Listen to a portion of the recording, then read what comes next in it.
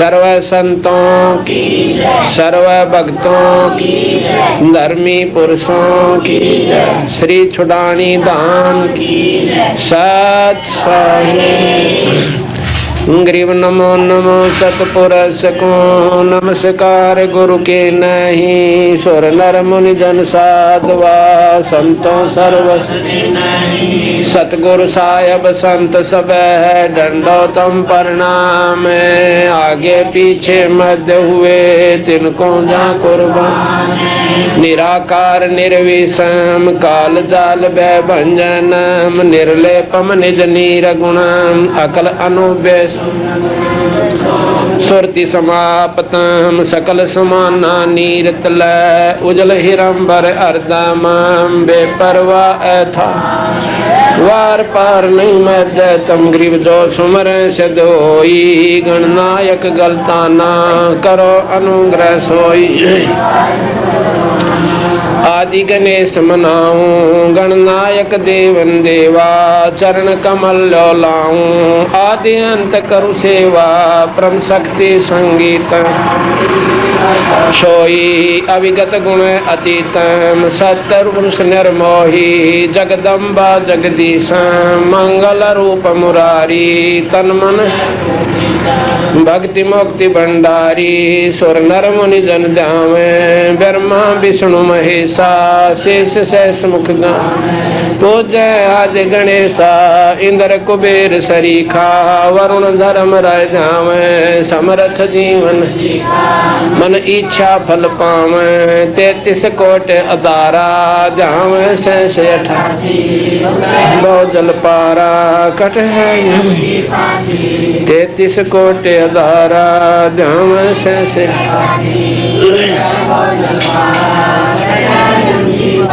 सत साही। आज दिनांक 2 जून 1999 ये बंदी छोड़ आश्रम करो था। ये विशाल सत्संग का दूसरा दिन है।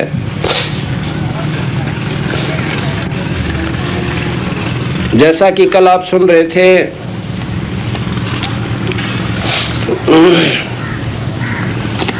शाम के समय जो सत्संग हुआ और सुबह, उसमें सत्संग के बारे में बताया गया कि सत्संग वो भी है जिसमें हमने रामायण महाभारत, श्री गीता जी, सुख सागर भागवत आदि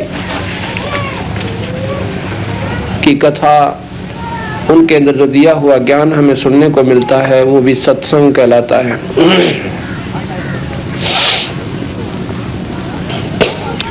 और एक सत्संग हम आपको बताएंगे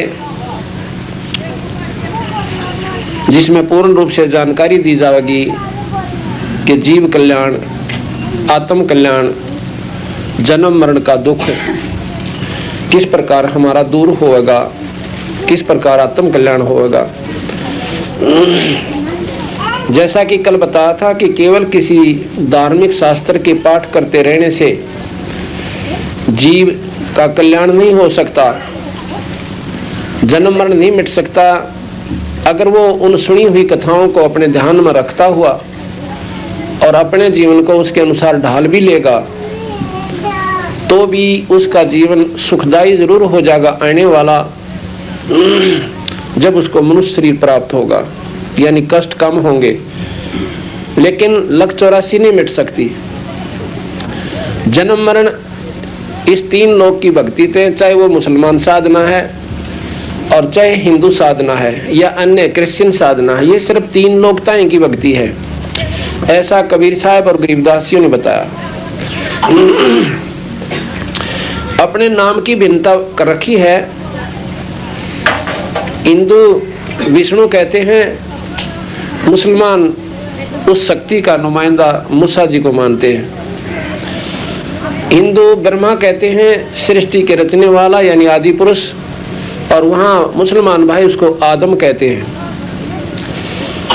हम हिंदू जो हैं यहाँ पर शिव को की महिमा गाते हैं, तो वहाँ पर शिव के स्थान पर मोहम्मद साहब को ज्यादा महत्व दिया जाता है।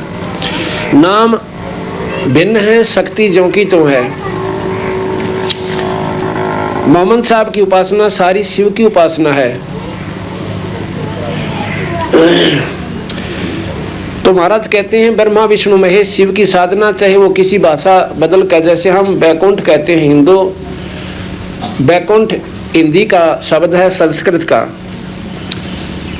स्वर्ग हिंदी का, बैकुंठ संस्कृत का, और बहिष्त उर्दू का शब्द है, उसी स्वर्ग को कहते हैं। अब नाम बदल लेने से कोई फर्क नहीं पड़ता।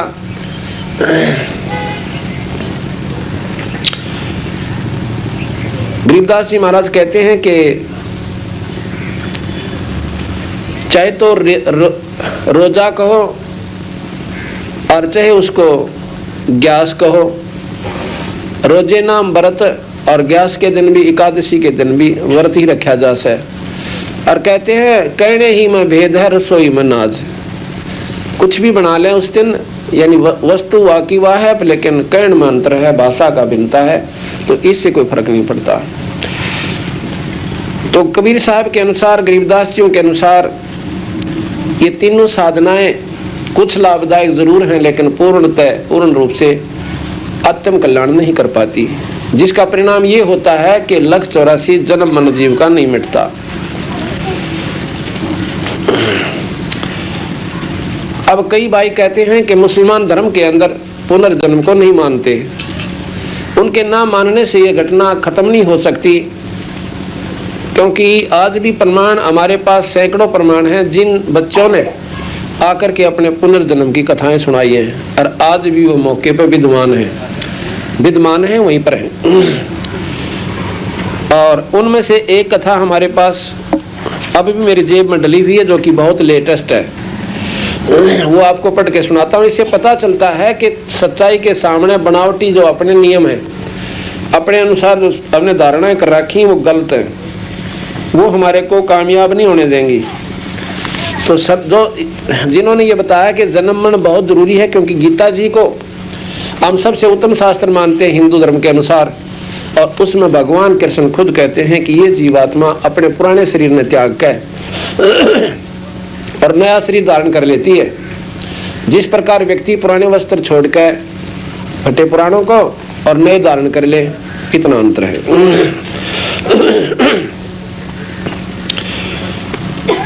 ये 15 मई 1999 दैनिक ट्रिब्यून की खबर है, ये मेरे पास उसकी कटिंग है, अभी आपको पढ़कर सुनाता हूं। पुनर्जन्म सुल्तानपुर 14 मई लिखा है, क्या पुनर्जन्म की गाथाएं सिर्फ हिंदी फिल्मों का ही विषय है? क्या वास्तविक जीवन में इनकी कोई पहचान हो पाती है, या अतीत की खुदत स्मृतियों नए जन्म में भी साथ चली आती हैं? यदि हिसार के सुल्तानपुर गांव के 6.5 वर्षीय पवन की बातों को सत्य मान लिया जाए, ये लिखने वाला अपने हिसाब से लिख रहा है, लेकिन वो सत्य है, क्योंकि जब 6.5 साल का बच्चा और पड़ोसी गांव की सारी विवरण दे सके कि मैं फलाने का लड़का था, ये मेरा नाम था, और मेरा 2 पत्नी थी, क्योंकि मेरा भाई गुजर गया था, मर गया था, स्वर्ग सिधार गया था, और वो भी मेरे साथ पल्ले लगी थी, और मेरी जो अपनी पत्नी थी वह मुझे घना तंग कराया करती है, लड़ती रहती थी, बहुत तंग करती थी, और मैंने स्प्रे पीकर अपनी आत्महत्या कर ली थी, और उसके बाद मेरा यहाँ जन्म हो गया। उसने सारा विवरण इसमें दे रखा है।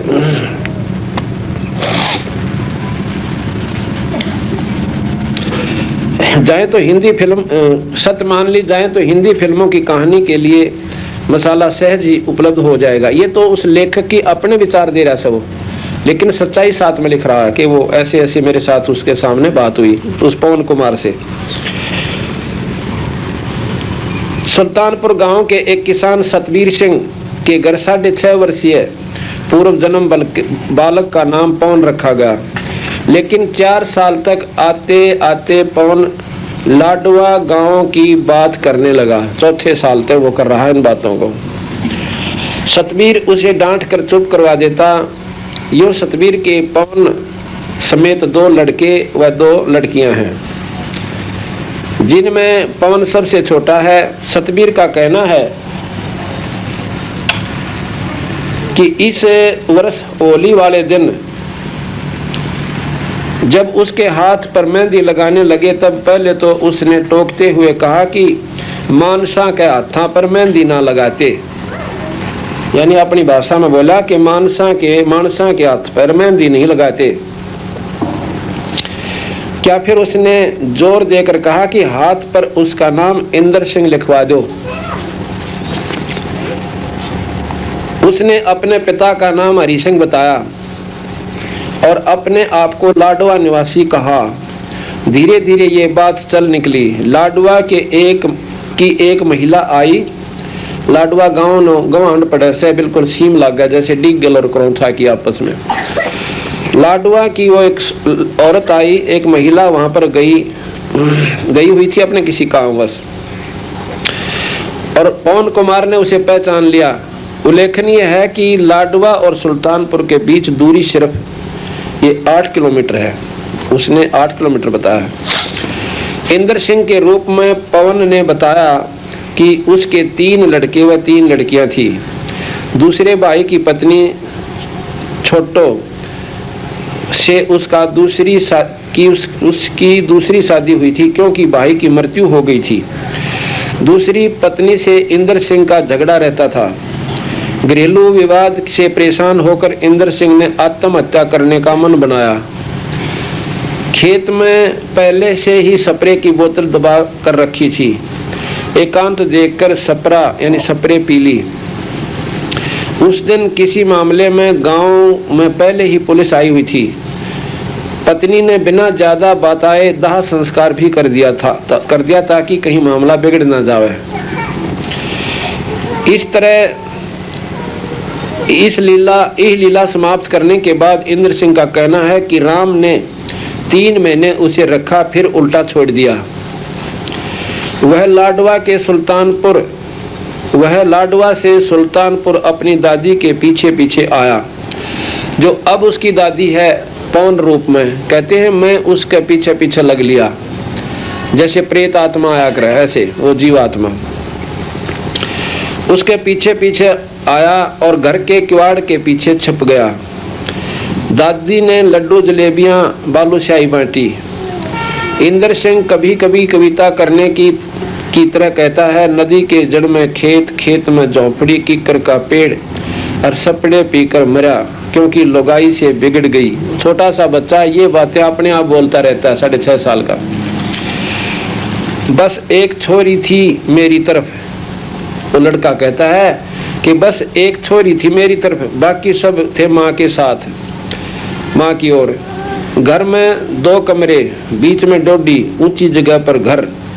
ये सब बातें इंद्र सिंह एक ही सांस में या सिलसिलेवार नहीं बताता, इसलिए इंद्र सिंह उर्फ पवन के मुंह की परीक्षा करनी पड़ती है। कभी वह बिस्कुट खाता है जैसे बालक सा, कभी खान लग जाए, फिर अपने आप बांटने लग जाए। जब वो बोल रहा है, जब देखना पड़ा कि अब ये कब बोलेगा, वो ध्यान करके सुनना पड़ता है।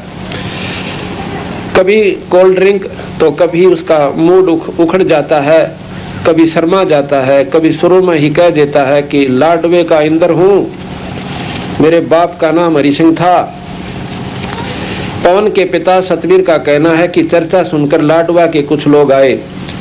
उनमें इंद्र सिंह ने अपने बेटे आजाद को पहचान लिया, यानी पवन 6.5 साल के बच्चे ने अपने जवान बच्चे को पहचान लिया, जो इंद्र सिंह रूप में लाडवा में था। एक व्यक्ति को उसने पटवारी कहा और बताया कि DT 14 मकोड़िया ट्रैक्टर मारा 7 जगह था इसके लिए, और मेरे पास बैठकर 5-5 बोतल शराब की पिया करता था। ये अभी तक इससे 650 रुपये लेने हमने, और वो भी स्वीकार करता है। अपने इस जन्म के भाई को वह कहता रहता है कि राइफल संभाल कर रखना। जो पवन का छोटा भाई है ना, उसने नो कहा बंदूक रखिए साथ में, कदे वारांड आ जा, इसमें नहीं लिख रखा है। कहते हैं राइफल संभाल कर रखना, नहीं तो वारांड आ जाएगी और तुझे तो मुझे भी मरवाएगा। 6.5 साल का बच्चा, इतना भय बढ़ा हुआ उसके दिल में कि नो कहा कि बंदूक ने चौकीदार कड़ा बंदूक, वो तो एक उसकी पिछली जो डर है वो भावना उकद रही है। अपने इस जन्म के भाई को वह कहता है रहता है कि राइफल संभाल कर रखना, नहीं तो वह रांड आ जाएगी और तो मुझे भी मरवाएगा। उसके अंदर अपनी पत्नी के प्रति नफरत इस जन्म में भी साथ चली आई है।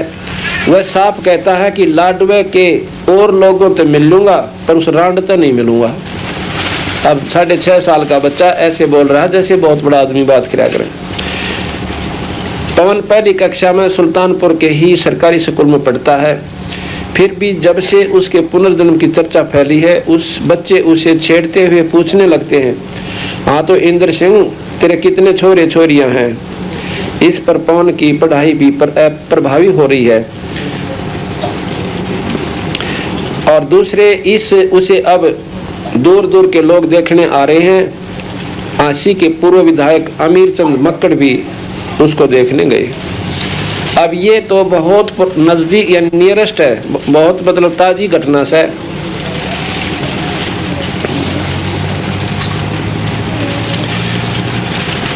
और जो भाई नौके से कि पुनर्जन्म होता को ना, वह उनकी अज्ञानता यानी उनको ज्ञान पूरा नहीं है, इसलिए उनका ज्ञान भी अश्रेष्ठ है, सत्य से परिपूर्ण नहीं है।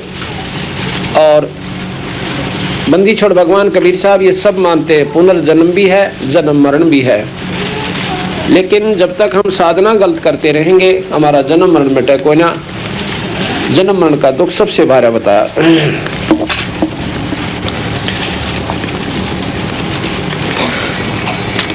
तो कहने का भाव ये है कि हमने मेरे दिमाग पर, हालांकि मैं हिंदू पद्धति का बहुत ही अच्छी तरह साधक उपासक था, वैसे तो सभी भक्तात्मा जिसने जितना ज्ञान से जो भी जिस इष्ट धर्म पर हैं, मजहब के अंदर उत्पन्न हो रही से, अपनी साधना कोशिश करती हैं करने की। लेकिन जब ये बातें मैंने शुरू में सुनी कि राम और कृष्ण से ऊपर बहुत बड़ी प्रबल शक्ति है, शक्तियां ये भी हैं, नकारा नहीं किया बंदी छोड़ने। यह एक बात मुझे खास पसंद आई इनकी कि इन्होंने नहीं कहा कि ये कुछ भी कोई ना, लेकिन जितनी 3 लोक के शास्त्र, गीता जी, भागवत, रामायण, महाभारत और वेद जो उन्होंने लिखा, कबीर साहब उनको कति सत्य मानते हैं कि ये बिल्कुल सही है। और क्योंकि उसमें जन्म मरण नहीं मिटता, ये दुख भार्यास है, तो फिर चेष्टा हुई कि ऐसा भी कोई शास्त्र है, ऐसी भी कोई दवाई है जिससे जन्म मरण भी मिट जा। तो चलो ये शास्त्र अनुसार, इनके अनुसार तो हम साधना कर ही रहे हैं। और साथ में विवेक होया कि आज में हम हिंदू हैं और मेरा शरीर छूट जा, पुनर्जन्म होना ही होना है। हम मुसलमान के घर भी जन्म ले सकते हैं, क्योंकि उस परम पिता के घर पर जात पात मजहब नहीं है। ये तो हमारी बनाई हुई से, जो हमारे संस्कार का कोई ऐसा व्यक्ति मुसलमान धर्म में जन्म हो रहा है तो हमने वही जन्म लेना पड़ेगा, अपना अदला बदला खेलन ताई।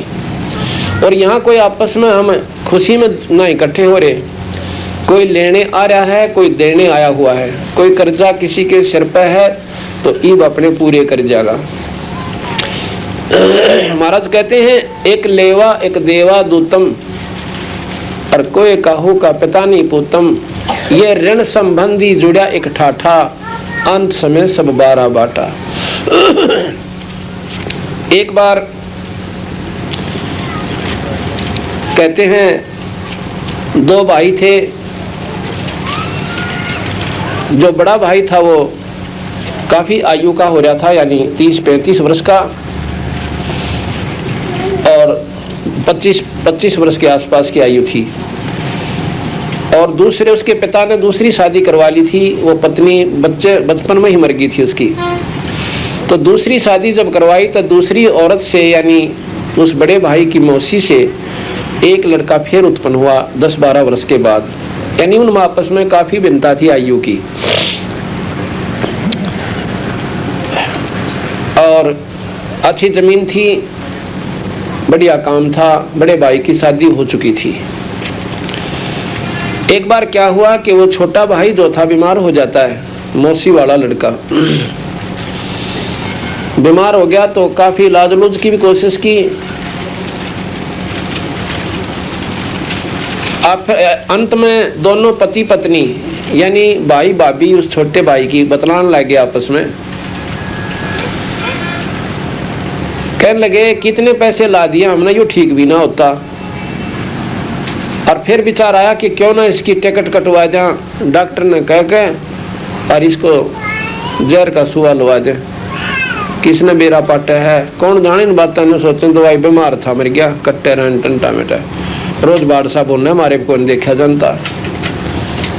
अब यह बात उसने भी स्वीकार कर ली। एक दो बार नाटा अगिसा जुल्म कराया करें, उसने रोज कह देना एक दो बार, और वो जहर जो है वो बात का अंतःकरण में जरूर जमा हो जासे। एक बार नाट्या, दो बार नाट्या, तीसरी बार उसने भी स्वीकार कर लिया कि यह बात तो ठीक कैसे, और सारी जमीन अपने रह जाएगी। किसने बेरा पाटा है। कहते हैं उसने बतला के एक डॉक्टर से नो बोला भाई तो एक काम कर देना, इसने जहर का सुआ ला जा, हम भी दुखी हो रहे से और यो भी तंग पा रहा से। नो बोला भाई 500 रुपये लूंगा। उसमें 500 रुपये तो 50,000 बराबर थे आज के चांदी के रुपये। उन्हें सोची टंटा बेटा है और सारी उम्र अपनी जमीन 15-16 किले इसका बांटा हुआ है, यानी अच्छी जदा थी। एक उदाहरण समझो, ये सत्य यथार्थ है। तो डॉक्टर ने लालच में आकर और उनको जहर का सुआ लगा दिया और वो लड़का मर जाता है। अब क्या हुआ, उस भाई के पहले संतान भी नहीं थी, मेरी शादी ने भी 8-7 साल हो गए थे। उस लड़के के मरने के साल भर के बाद उसका एक लड़का हो गया और एकला बेटा और सारी जायदाद खूब ठाट आपसी जोटी बांधी, दूध भैंस अच्छा बच्चे ने खुआओ पियाओ। वो तो गिना दिना में कहते हैं गाभरू हो गया, 12-13 साल का ऐसा हो गया, नौकती बहुत तगड़ा। और वही पहला जल्दी शादी कर देते थे, ब्याह कर दिया। लड़के का ब्याह हुआ था, महीने के बाद वो लड़का बीमार हो जाता है। एक बेटा और जमीन खूब, और बीमारी के ऊपर कहते हैं आसपास गोहंड के बड़े बड़े वैद्य जो कति नो कहते पैसे तो लेगा ज्यादा पर इलाज कर दे सब पक्का। तो वहां पहुंचे कि पैसे कितने ले ले वैद्य जी, मेरा छोरा जीवित होना चाहिए। इतने पैसे बर्बाद कर दिए को 2-3 साल तक, 2 साल में के पूछे मत ना। इतना फूक दिया कि जमीन भी बेच दी, 5-7-10 किले भी बेच दिए। पहला जमीन की बहुत कम कीमत होया करती थी। आखिर में एक दिन वो उस लड़के का पिताजी उस छोरे दौरे बैठा और आंखों में पानी आ रहा, अन्नो रोए भगवान ये हमारे गल कौन बनी, अरे भी वो लड़का मरेगा क्योंकि दवाई काम करना बंद करेगी। वैद्यों ने भी कह दिया भी देखो ये इस बीमारी की इतनी गजब दवाई है, आज तक कोई इसकी दवाई मतलब इसी खतरनाक बीमारी भी कोई ना, पर दवाई काम ना कर रही। यह बात नहीं समझ मारी मारा। तो उसने कहा, अब विचार कर रहा था कि अब इसका अंत समय है फिर, और तो कोई बात को ना दिखती। उस समय वो लड़का सामने बैठे हुए अपने पिता को कहता, भैया जी अब भाई कहा, और उसकी आवाज ऐसी आई जैसे इसका भाई मरा था। वो नौकी ने आवाज आई तो वो एकदम चौकन्ना हुआ कि भाई की आवाज कहां से आएगी। वो फिर बोला, भैया जब देखा कि लड़का बोला है, मैं बोला ना बेटा मैं तेरा बाप सू। अब छोड़ बावड़ा के दे इन बातों में, कौन किसका बाप और कौन किसका बेटा, यहाँ पे मैं तेरा भाई हूं और वो हूं जिसने जहर देकर मरवाया था। तूने मुझे जहर देकर मरवाया था और आज मैं वो अपना बदला लेने खातिर तेरा जन्म लिया, और अब इतने पैसे बाकी रह रहे लाकड़ियां के और कफन के, अपना हिसाब चुकता हो जाएगा और कर ले इकट्ठे, पहले आध घंटे में मैं शरीर छोड़ दूंगा। उसका आए पसीने, अब नो तो मेरा पाट गया कि तेरे कर्म का फल सा भाई। और लड़का को ना जवान बच्चा हो गया और बच्चे होना, कोडा मेट हुआ है यानी वंश नष्ट, और जो कुकर्म किया था वो सामने प्रकट हो गया। अब वो विवेक से काम लेता है। मैं बोला भैया बात बिल्कुल ठीक से तेरी, भाई मैं नीच आत्मा था और अपने स्वार्थवश होकर मैंने आपको मरवा दिया, भाई मैं तो अपने कर्म का दंड भोग लूंगा, क्योंकि जिसका जवान बेटा मर जाए उसका पीछे रह भी के जा है, जैसे समाज मानता है। और दूसरी बात यह है, भाई एक बात बता दे मुझे, जो तेरी पत्नी है इसने के खोट कर दिया, अब क्या है कि यह जीवित फूकी जाएगी। पहले सती प्रथा थी, सती प्रथा थी कि पति मर जावे उसकी गेला उसने सती होना पड़े। इस बेचारी का क्या कसूर है जिसने अब जलना पड़ेगा जिंदा जी? इससे बड़ा दुख इसके लिए और क्या हो सका है? मैं बोला इसकी भी बता दूं, हाँ किसकी बता दे, कि जो ये डॉक्टर था ना वो वैद्य कहाँ से? को तो तेरे मरने के बाद महीने 2 महीने बाद हार्ट अटैक होकर मर गया था। अच्छा, तो वही डॉक्टर जो है ये मेरी पत्नी बनकर ऐसा है और अपने किएगा डंडी भोगेगा, जिंदा जड़ेगा डांगरी भी हो। जब तक स्वार्थ में आके और देखा कोई ना आगा पीछा कि तू के जुल्म करने जा रहा है, वो बच्चे भी रह गए थे, जायदाद भी छोड़ रहा था और अब जीवित जड़ेगा। तो इसलिए महाराज कहते हैं एक लेवा एक देवा दूतम कोई कहू का पता नहीं पूतम, ये ऋण संबंधी जुड़ा एक ठाठा, ये मौजूरी से अपने ऋण यानी लेन देन और अंश में सब 12 बाटा। आज मेरा शरीर छूट जाओ, मेरे बच्चे कहाँ रहेंगे और कहाँ मेरी जायदाद रहेगी? तो मैं तो है 12 बाट और नंबर इन बालकों का भी 10 साल पाछा आ जाएगा, 15 साल पाछा आ जाएगा, यानी यहाँ कोई नहीं रहे। और आगे बेराना किस रूप में संपर्क हो, वह कुत्ते बने मैं गधा बनू, 12 बाटा पाओगे। तो कहते हैं इस प्रकार इन बातों का जब हमें ज्ञान होता है इसको भी सत्संग कहते हैं। तो कबीर साहब का असली उद्देश्य कहने का ये है कि भाई जो साधना तुम कर रहे हो ये तो अपने अदले बदले तक सीमित है, किए हुए कर्म का दंड प्राणी भोगता रहेगा और शुभ कर्म का फल भी भोगता रहेगा, पर भाई ना 84 मिटे और ना जन्म मरण मिटे, और ये सबसे बड़ा दुख। तो हमने यह चेष्टा बढ़ी कि भी ऐसी कौन सी बात पाओगे जो कबीर साहब बताना चाहो से, कोई बात तो होगी जब इतना ठोक के ये कह रहे से कि इनसे ऊपर और शक्ति है जो जन्म मरण में मिटा सकती है, और सबसे बड़ा दुख यहाँ पर जन्म और मरण का है। आज देखो हमारे सारे बच्चे भी हैं और बैठाठ हो रहे हैं और इतने सुख महसूस कर रहे हैं हम अपने आप में, जिनके पास सारी सुविधा, जैसा उनका अपना विचार से संतों की दृष्टि से सुखी नहीं हुए, क्योंकि कैद में सुख कौन मान लेगा। और इसी बूंदी कैद इसमें नो बना बेरा कब यहाँ से के कर टूट जा। तो और कल मेरा शरीर छूट जावा तो या ठाठ गए, ये बच्चे भी जाएंगे। अंत में मैं जब मरती हाना इस प्राणी का हाल देखा है, कोई नो बता देना तेरा असाध्य रोग हो गया और कैंसर बन गई या कोई और ऐसी बीमारी की इसका इलाज कोई ना, और फिर उस बच्चे के उस व्यक्ति के विचार सुने, उसके मन की भावना देखे। अगर मेरे कोई ऐसा कह दे तो फिर मेरे बारे में देखना मैं कैसे विचार पाऊंगे मेरे। इतनी जैसे वो जायदाद औलाद इतनी याद आवेगी, भाई मेरे बच्चों का क्या बनेगा, मेरी जायदाद ने कदे बालक पाछे तो खराब ना कर दें, इनका कौन रखवाला होगा। ऐसी ऐसी चिंता मोर दूना जल्दी यानी खत्म हो जाएगा। और फिर मर के जहाँ आशा ता बासा हुई उन्हीं के मन बैल बन के आ जावे, और वही बच्चे फिर जोड़ के बैल में और उसके ऐसे मोटे मोगरे मारेंगे उस पिताश्री के और पूरी चाल देखेंगे उसकी। हमारा कहे यो दुख पाड़ तो बारा होगा तेरे जान ने। इसके बारे में बताते हैं कि एक बार कबीर साहब एक बहुत बड़े सेठ के पास गया। सेठ से कहने लगा भाई महाराज जी जाकर खड़े हो गए, और सेठ ने ठाई तो बनी अगले अगना भाई ये ना लेता मैं, और के लेगा अकमा कुछ देना आया सुनते रहते हैं। क्यों? उनकी हंस आत्मा थी जैसे बलक बुखारे के बादशाह के लाबंदी छोड़ने, उसके साथ कितने तरीतर करने पड़े उसके आत्म कल्याण के लिए। कहने लगा मैं तेरे को कुछ देना आया सु भाई। उसने सोचा भाई साधु साधी कैसे कुछ हो सकता है, कोई सा वरदान दे दे धनाढ़ हो जा। हाँ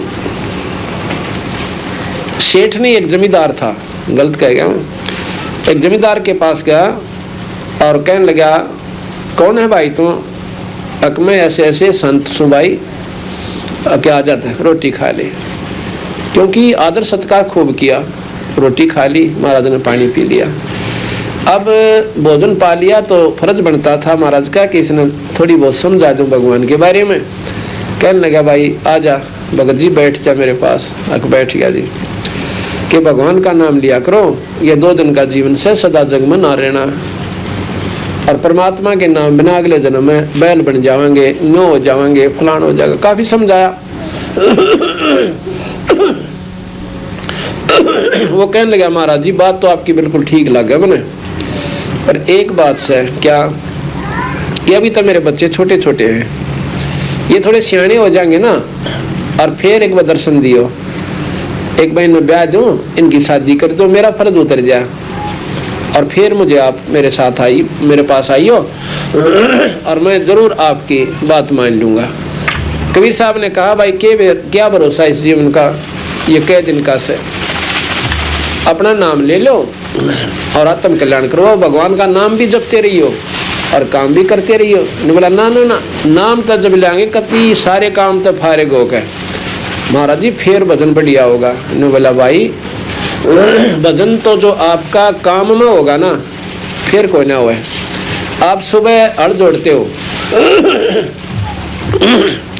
और हड़ के साथ साथ मैं एक नाम दूंगा, उसके पीछे पीछे अपना वो भजन करते रहना। बीड़ी, हुक्का, शराब, तमाकू ये प्रयोग नहीं करना। कहने लगा, जी ठीक से हुक्का हक्का तो कोई ना पीवा, छोड़ देंगे, याद को बड़ी बात ना से, पर नाम ही कोई ना लिया जा, आप कहो चाहे मत कहो। महाराज जी चले गए। कब आते हैं? जब उसने शादी कर ली सारे बच्चों की, और एक आधा पोता हो लिया, एक पोता हो गया, एक दो बच्चे, तकरीबन सब बच्चा हो गए।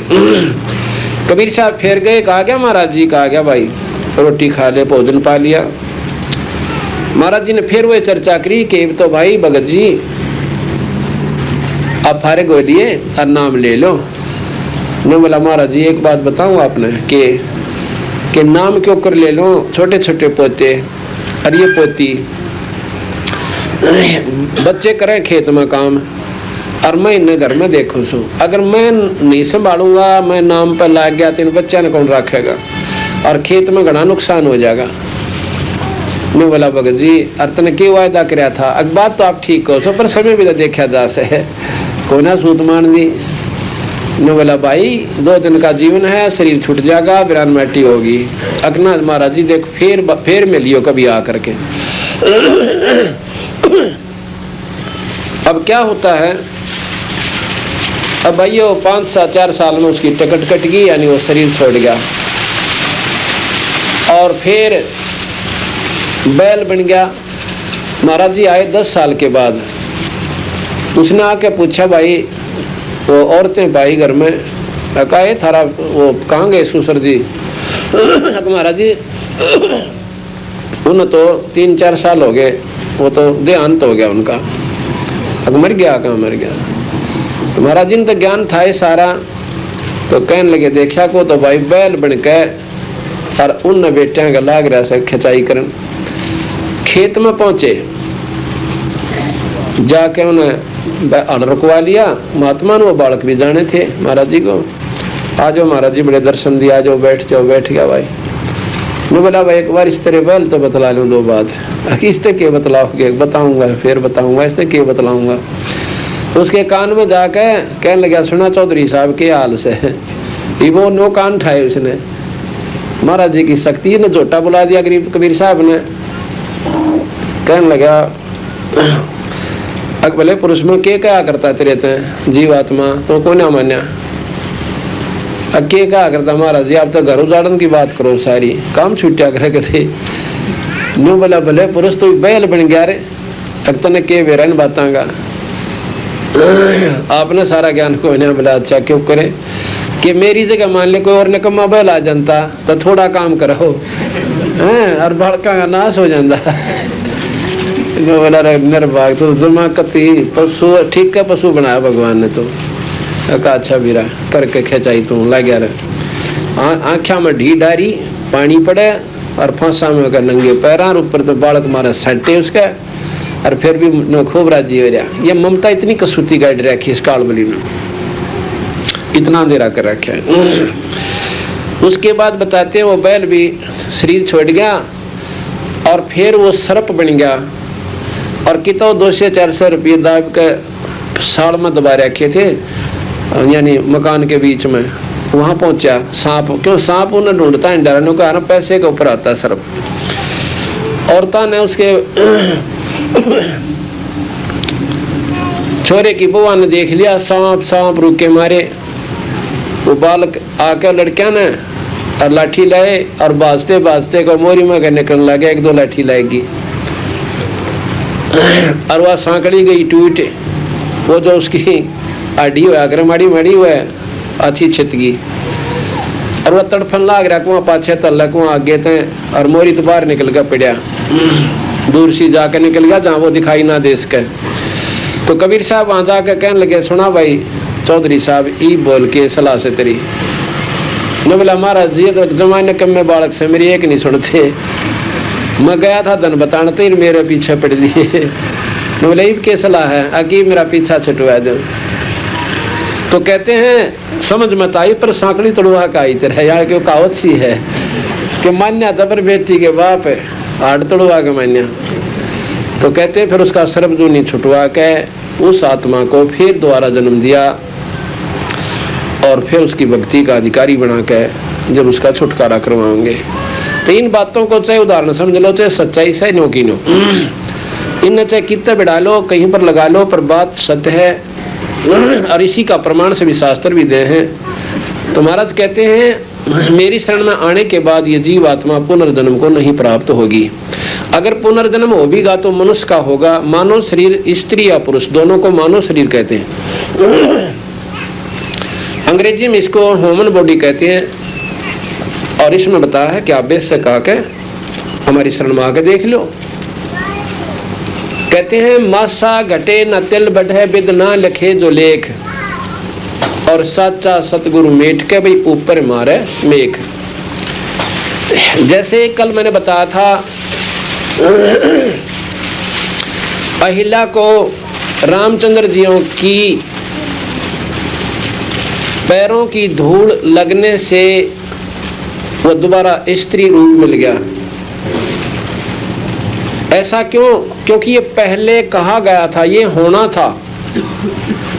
ये तो गौतम ऋषि जी ने पहले कह दिया था कि त्रेता युग में भगवान विष्णु रामचंद्र का अवतार बना कर जाएंगे और उनके पैरों की धूल लगेगी तो दोबारा वो स्त्री रूप में आ जाएगी। ये लिखी हुई थी, ये विधाता का लेख था, इसको कोई नहीं मिट सके। फिर बताते हैं कि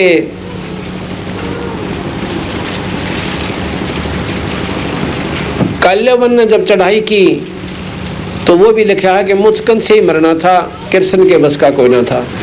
इससे सिद्ध होया कि ये तो कठपुतली बने बीच में भगवान, तो विधाता कोई और है जिसने जो लिख दिया वो मिट नहीं सकते, ये नहीं मिटा सकते उसको। और यहाँ का विधाता है ज्योति निरंजन, वेद उसे ब्रह्म कहा और निराकार शक्ति बतावें। और मुसलमान भाइयों की जो कतेब हैं वो चारों कतेब उसको बेचून कहती हैं। बेचून जो दिखाई ना दे, निराकार शक्ति जो आकार में ना आवे। तो कबीर साहब ने कहा कि ढूंढत ढूंढत मुसलमान संतों ने कोशिश की, दिखाई ना दिया, जब हार के कह दिया वो बेचून है, बेच गुण है, निर्गुण है, उसमें वो आकार में नहीं आ सकता। तो निराकार शक्ति यहाँ का विधाता 21 ब्रह्मांड का जो मालिक है वो ज्योत निरंजन भगवान है और यही का वो विधाता है। उसके लिखे हुए लेख को कोई नहीं मिटा सकता। कोई का तात्पर्य जो उसके अंतर्गत शक्तियां ब्रह्मा विष्णु महेश आदि माया शेरा वाली और बाकी देव देवता तो बहुत छोटी शक्तियां होगी, उनके तो बस का कोई ना किसी अंक ने वो मिटा दे। जैसा कि आपको कल भी बताया था कि भगवान राम से ना तो अपने लेख मिटे कि बाली को मारा था त्रेता युग में, द्वापर में कृष्ण जी बनकर उसका ज्यों का त्यों बदला देना पड़ा। और ना ही नारद जी द्वारा दिया हुआ श्राप मिटा, उस श्राप का भोग भी उसने भोगना पड़ा, उसके अनुसार आना पड़ा। इससे सिद्ध होता है कि कोई लेखक शक्ति डायरेक्टर यहाँ इस फिल्मों का और है। ये तो एक एक्टर समझो, इन्होंने जैसे निर्देश मिले हैं उससे एक अक्षर ना तो फालतू बोले ना कम और ना ज्यादा कम वो रोल कर सकते। ये इस प्रकार यहाँ पर ओवरऑल डायरेक्टर, ओवरऑल कंट्रोल यानी सर्वशक्तिमान यहाँ का 21 ब्रह्मांड का ज्योत निरंजन है। अब हो सकता है नए व्यक्ति इन बातों को सुनेंगे, ये महसूस करेंगे कि महाराज जी तो सारी जो है आलोचनात्मक बातें कर रहे हैं, सत्संग नहीं कर रहे। ऐसा नहीं है। सत्संग नाम इसी का होता है जिसमें सत्य और असत्य की जानकारी हो और निर्णय हो, और फिर सत्संग शुरू करेंगे और उस सत्संग के अनुसार फिर आपको बताएंगे कि ये साधना गलत है, ये ठीक है। अब गवार, जवार और बाजरा और गेहूं और बबूल, किक्कर, आम, इतने पौधे और वृक्ष यहाँ पर खड़े हैं, झाड़, जंखाड़, बेरी। उसमें ये बता देना कि वैसे तो हमने पौधे मान लिए कि सभी पेड़ हैं, और पेड़ों में अंतर है। एक तो जंटी का पेड़ है, एक बबूल यानी किक्कर का पेड़ है, और हम कहें कि इनका आम नहीं लगेंगे। आम का पेड़ ये है भाई। अब कोई कहे कि इसने तो सारे पौधे बिसरा दिए कि इनका आम कौन लगे, ये बिसराए नहीं, सच्चाई बताई। आम तो लगेंगे, आम के ही पेड़ का। इसी प्रकार कोई गवार ने गवार बतावे और ज्वार ने ज्वार कह दे कि ये गेहूं को ना, और बाजरे को बाजरा बतावे कि ये बाजरा है पर गेहूं को ना। तो वो जिसने गेहूं ना बो रखी, ज्वार बो रखी, बाजरा बो रखा या अन्य फसल जो बो रखे, तो वो कहे कि मेरे तो इसने सारे बिसरा दिए, गेहूं ना बताता या कोई बात हुई। तो मेरे कहने से नहीं, ये शास्त्र प्रमाण देने लग रहे, आपको बताएंगे। तो उस परमपिता परमात्मा सतपुरुष की शक्ति का साथ के साथ विवेचन और के साथ तुलना दी जाएगी जब कबीर भगवान आपकी दृष्टि में परमात्मा सिद्ध होगा। एक भक्त ने मेरे साथ आकर वार्ता करी बड़े प्रेम के साथ, कहने लगा जी वैसे शुरू में तो ये बातें ऐसी लगी जैसे मैंने नीम खा लिया हो। आपकी बातें सुन तो जरूर रहा मैं सत्संग में बैठ के, पर इस आज जी कर रहा था तो ईब उठ कर चल जा। अगे तो सारी उल्टी बात करें, हमने आज तक सुनी को ना। मैं कहा ये भी आप गलत कह रहे हो। आपने कि ये नहीं सुना था कि ये तीन लोग के भगवान नहीं है? अगियो तो सुना था जी। क्या आपने ये नहीं सुना था कि एक भगवान हमारा जन्म दे, पैदा करे और एक बनावे यानी मारे, एक हमें संहार करे और एक पाले? आकाश ये भी सुना था। आराम तो बैठ जाओ। ये भी सुना था। फिर भाई गलत के बता दिया आपने। ये भी सुना गीता जी में, मैं अभी गीता जी का विवेचन शुरू करूंगा। गीता जी में ये भी सुना होगा कि भगवान कृष्ण खुद कहते हैं कि अर्जुन तेरे मेरे बिना गिनती के जन्म हो लिए। और भाई या तो एक ला इलाज बीमारी है, इसका कोई इलाज नहीं, जन्मना भी है मरना भी है, फिर इसकी चिंता क्या की करे? यानी ठा लाठी ठा हथियार और ओझा कर डाल लड़ना है। ये तो ऐसे जैसे वस्त्र बदल दिया ऐसे। क्या आपने ये गीता नहीं सुनी? अब ये भी सुना। फिर बताओ मैंने गलत कौन सा बता दिया? एक बता दिया। आप कहते हो कि इनसे ऊपर और शक्ति है, या समझ में ना आई या और समझ ले। जब ये तीन लोग के परमात्मा हैं और हम भी तीन लोग के कहे, इनको कति नकारा नहीं किया। और ये तो लोग तो और भी गणेश है। मैं बोला जी उसमें लिख रखा है गीता जी में, भगवान कृष्ण कहते हैं कि मैं ही सर्व लोकों का मालिक हूं। तो उसमें भाई कृष्ण जी को ना बोलते, वो निरंजन बोलिया उसमें। मैं बोला जी अभी क्यों बात हुई? वो को भूत थोड़ा सा उसमें बढ़ जा। जब भले पुरुष एक भूत बढ़ सके दूसरे में, तो निरंजन में बढ़ती आना के देर लगेगी? भूत के तुमने दिखा से अगना जी, और वो दूसरी आत्मा माँ का अपनी पूरी खेल है। अगना जी या क्यों कर मान ले कि निरंजन उसमें दूसरे के शरीर में आ जाए, और अपनी बात अपनी प्रभुता जता दे, अकिया पक्की, या मैं आपको बताऊंगा। ऐसा तो हमने कोई नहीं सुना कि एक जीवात्मा दूसरे माँ का अधिकार जमा ले शरीर में। हमने बताया कि ये तो हजारों प्रमाण तो हमारे दो रहे हैं। एक जीव एक शरीर में दूसरी आत्मा प्रवेश करके अपनी बातें बोला है। मैं फलाने की बहू थी, मैं उड़ा मरी थी, मेरा न्योना होया एक्सीडेंट में, और फिर वो जब उसमें गोली हो जाए हुआ आत्मा दोबारा चेतन होकर फिर अपनी बात बताओ से, और उसमें बेरा भी ना होता मेरे साथ बीत्या के था। परंतु भाई ना तो जिसने पूर्ण ज्ञान हो वो तो 8 तला लेगा, बुद्धि ना गनी सरकन दे, कुछ इष्टवादिता सतावा हमने। आज हम हिंदू हैं और भगवान राम और कृष्ण के तगड़े उपासक हैं, कोई बात ना, बहुत अच्छी बात है। और कल मुसलमान बन गए तो एक बार राम नाम कह के दिखाइए वहां जाकर। वो तो कहते हैं मुसलमान भाई कि मरने के बाद राम नाम बोलना है, पहले नहीं बोलना। कोई मर जाता है ना, उसके बाद कहते हैं राम नाम सत्य है और सत्य बोलो गत है। ये मुसलमान भाई भी बोलते हैं। एक बार क्या हुआ, पीपा जी एक बहुत बड़ा राजा था, राजस्थान का नवाब था, आत्म कल्याण का बेरा पट गया और भक्ति करने लग गया। एक दिन वो चला जावा था राजपाट छोड़ के और भक्ति में बड़ा आरूढ़ हो गया था। काफी वर्षों भक्ति करते हुए एक शहर में जा था और जाकर के एक तेली के घर में, मुसलमान तेली था, उसमें जाके कहा कि माई राम राम भोजन दे। और भाई मुसलमान घर में राम राम ऐसा कह दिया, इसी गोली मार दी। न बोले ओ बाप संत जी मुंह संभाल कर बात कर, खबरदार जब राम कह दिया तो तेरा वो करवा दूंगी, न्यू करवा दूंगी। मरने के बाद राम राम बोलते हैं। माई मनो ना बेरा था, तूने सारा बेरा था, तूने जानबूझ के करा है, अभी कलाती हूँ ये करती हूँ। तो तेलन बोली तेरा कौन इसम, गरीबदास जी महाराज ने लिखा अपनी वाणी में, पीपा बोले तेरा मरियो खसम। इतना कहते हैं कि तेली जो है बैल की खातर न्यार रोड़ा था, उड़े लुढ़क गया। उसने देखा ना उन तेली के आसमान में पैर मुँह रहा बा, इबला गेरू के मारण आए मरगी, पति मर गया, पति मर गया, इकट्ठे हो गए दुनिया। अब लाए इकट्ठे सारे होकर ने बोले लाओ किताब और बोलो हक का राम, के ई भाई राम नाम बोलो। कहते बोला राम नाम सारा कुटुंब और बही रांड छिन्न में ऐसी हुरम्ब। इतनी सुंदर जवान लड़की और एक अक्षर में रांड होगी, यानी उसका पति मर गया। अरीब सारे राम राम बोल रहे।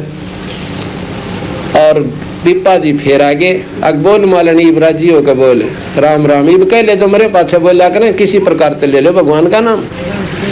कहते सारा परिवार और तेलन चलना में पड़ गया कि हे मालिक हमें बख्श दो, गलती होगी। कहते इतनी में एक चुटकी मारी थी, वो तेली जीवित कर दिया। तो सारा परिवार नाम ले लिया, उस मतलब अपने शरण में आ गए, वह भगवान का भजन करने लगे। फिर उनको बताया कोई मजहब नहीं, कोई जात नहीं, परमात्मा बिना गुजारा कोई ना। तो इस प्रकार हम दूसरे मजहब में पैदा हो जाएंगे तो हम राम नाम नहीं ले पाएंगे। और आज राम नाम की थोड़ी सी भी अवहेलना हम सुन कबीरा जी को ना, राम नाम का हमें ज्ञान भी नहीं। राम कहते किसे, हमने तो एक रामचंद्र जी को राम मान रखा है, यहाँ तक बुद्धि सीमित होगी। सतयुग में भी तो राम नाम का जाप था, वो राम न्यारा सबाई। वो कैसा राम है, राम किसे कहते हैं?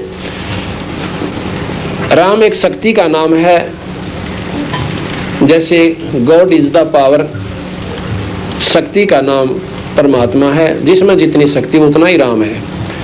जिस प्रकार साहिब होते हैं, तहसीलदार भी साहिब कहलाता है, एसडीएम भी साहिब कहलाता है, डिप्टी कमिश्नर डीसी को भी साहिब कहते हैं, मंत्री भी साहिब है, प्रधानमंत्री मुख्यमंत्री भी साहिब है, और प्रधानमंत्री राष्ट्रपति भी किसी देश के साहिब कहलाते हैं। इनके अपने अपने शक्ति के अंदर भिन्नता होती चली जाती है। ठीक इसी प्रकार तीन लोग के राम ब्रह्मा विष्णु महेश यानी साहिब, संत उसे साहिब कहें और राम उसी को राम कहें। अल्लाह और खुदा और गॉड इनकी अपने अपनी भाषा अनुसार उन शक्तियों की एक उपमात्मक शब्द है ये। तो 3 लोक के राम ब्रह्मा विष्णु महेश, 21 ब्रह्मांड का राम जिसमें घने लोक आज हैं वो ज्योत निरंजन। 3 लोक के भगवाना के 4 भुजा और 21 ब्रह्मांड के भगवान के 1000 भुजा। जैसे 4 हॉर्स पावर की एक मोटर हो और 1000 हॉर्स पावर की हो HP की, तो ज्यादा अंतर से बहुत गणा बिना गिनती का। इसी प्रकार एक असंख्य भुजा का भगवान है, असंख्य भुजा का भगवान है, उसको पूर्ण ब्रह्म परमात्मा कहते हैं। उसकी असंख्य भुजा है, शंख यानी नील पद्म शंख, उसकी शंख भुजा है। अब तुलना करके देखो, एक तो थर्मल प्लांट हो, भाखड़ा डैम पर जो इंडिया का सबसे बड़ा पावर हाउस है, और भाई एक 33 kV का हो, एक 4 हाउस पावर की मोटर हो। अब उसकी तुलना में वह कुछ भी कोई ना, पर अपनी स्थिति 4 हाउस पावर की मोटर की भी बहुत होश है। इसी प्रकार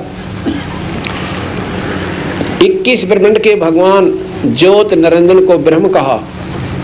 ज्योति क्यों कहा कि योगी जन अंदर जब अपना आभास करते हैं उन्हें प्रकाश दिखाई दे से, और वो प्रकाश ज्योत निरंजन का है। वैसे तो प्रकाश सभी देवों का है, तीनों देवताओं का भी प्रकाश ही है, लेकिन इनमें अंतर है। जैसे एक तो 0 का बल्ब हो, एक 60 वाट का हो, एक 100 का। चानना सबका है पर अंतर बहुत होता चला जाएगा। एक ट्यूबलाइट हो, एक मरकरी बल्ब हो, यानी तो इस प्रकार।